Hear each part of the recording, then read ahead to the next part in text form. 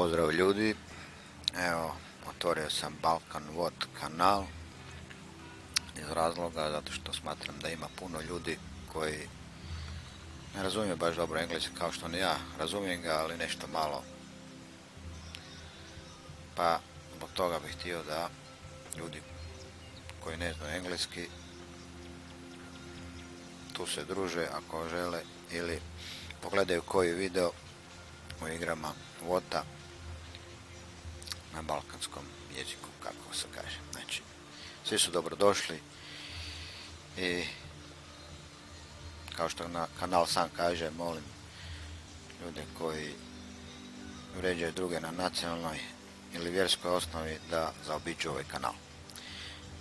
Znači, tu će biti samo da prvenstveno je kanal napravljen za ljude koji tek počinju, tako da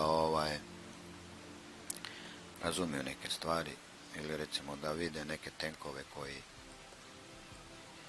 koji nemaju u garaži ili nešto slično. Eto, čisto ništa profesionalno, ništa, čisto onak amaterski, malo snimiti, vidjeti i tako.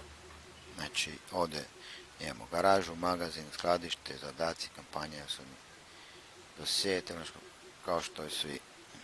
Tu su dole tenkovi koje ja momentalno imam u garaži.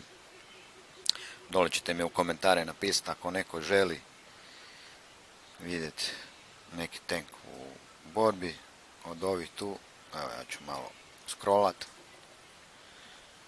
Znači, neki od tih tenkova ako neko želi, ja ću posnimiti, vi pogledajte i da vidite kako to izgleda. Znači, ovo je samo uvodni video, čisto da znate šta će se na ovom kanalu nalaziti.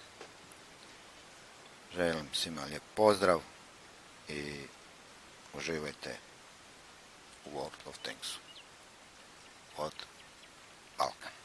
Pozdrav svima.